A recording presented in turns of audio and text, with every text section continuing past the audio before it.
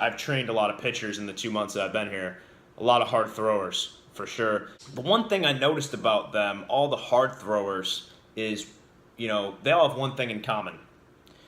They're very... What up, guys? It's Tuesday. I am stuck in a ridiculous amount of traffic here. Good thing I left an hour early today. I was like, for some reason, I was like, you know what? I'm just gonna leave an hour early. And I'm usually just right on time at like 9:45. We start at 10, but today I left like an hour early, and I'm glad I did because this traffic does not look good right now. Yesterday was we had our in-service. We did I didn't vlog about it obviously, but we did a in-service where we assessed each other. So I assessed my man Nick. Yeah, so in doing the assessment, we covered upper and lower body. I was super pumped because we've been sitting in on a ton of evals with the guys here at Cressey, and we've been learning from them, and it was nice that we got to actually showcase what we've been learning. I haven't assessed anybody because obviously I'm not training anybody in New York or anywhere besides Cressey's. So it was nice to actually get to assess my fellow intern Nick and write his warm-up, and I feel super confident about my abilities, more than I did. My assessment was good in the past, I thought, but now it's just on a whole nother level, more so in a like orthopedic sense, I guess. Just looking at like scapular positioning,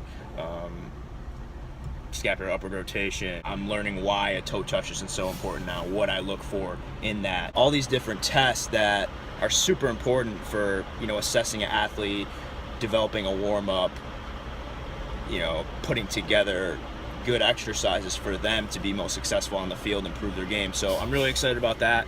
So like I said, it was awesome to do that assessment yesterday, to just practice what we've been learning. It's been great. I'm so excited to, assess all my athletes when I get back with a more comprehensive assessment that I've been using. Really excited about that. And yeah, that's it. I'm still sitting in traffic here, and sitting in traffic for like 20 minutes now. Hopefully I can get to work on time. That would be good. But yeah, if I ever get out of traffic, I'll see you guys later.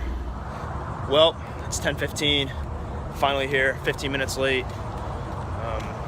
That was ridiculous. I was in traffic for an hour and a half, but we're here, ready to get after it. See you guys later. What's up, guys? It's 10:05 here, just rolling back into the apartment here. Had an awesome meeting with one of my buddies, guy who runs Baseball King account. If you guys aren't following it, you should. Post some great content.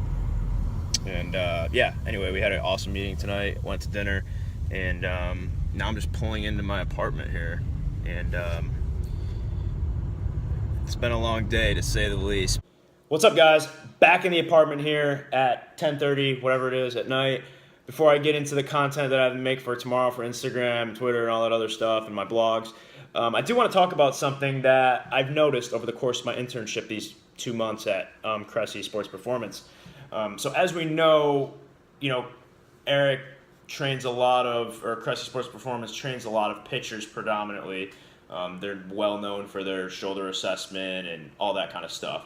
I think that's what they're known for. Obviously, we train a bunch of position players too down here, but more so pitchers. And the reason I'm saying that is because I've trained a lot of pitchers in the 2 months that I've been here. A lot of hard throwers, for sure.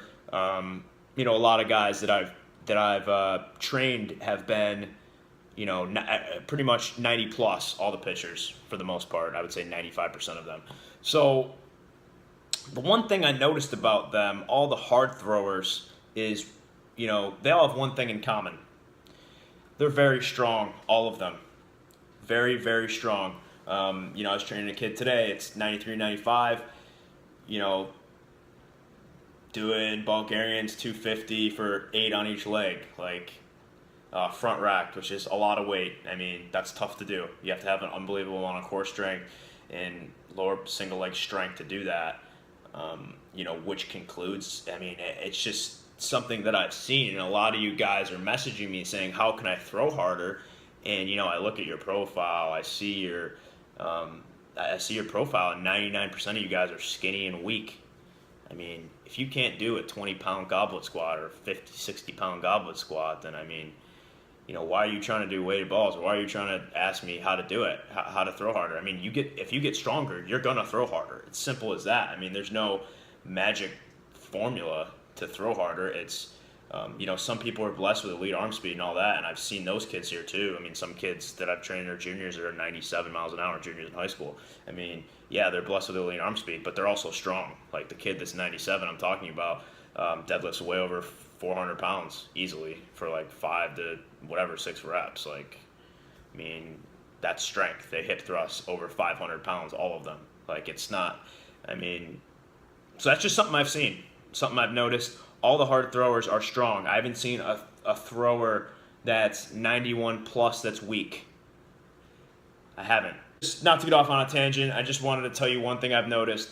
All the hard throwers, 100% of the hard throwers I've seen here, I've personally trained, which has been probably well over 60 kids. All the kids that throw hard, I would say, say 40 of the 60 are pitchers.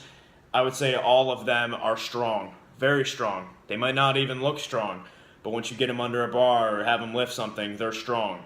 They're very powerful in the frontal and transverse plane. They can throw the shit out of a med ball, pardon my language. They can jump laterally very well. They're very explosive. That's what I've seen. Kind of the same stuff I've been preaching. I don't know about their mechanics, but like I said, strength and power in the frontal and transverse plane will carry over, will improve velocity, and that's what I've seen, like, over the course of this 2-month internship. Like, I mean, everybody does it. I don't know what more to say, guys. I mean, I don't know what more to say. Strength's the foundation. You're going to throw harder from it. I'm not just saying that because I'm the strength coach. I don't even want to be called the strength coach, but I'm just telling you, like, if you get stronger, you will throw harder. If you get more powerful in the frontal and transverse plane, planes that develop power in, the specific plane that's used most in your sport, the frontal and transverse plane, you will throw harder. Simple as that. Simple as that. That's all I got today.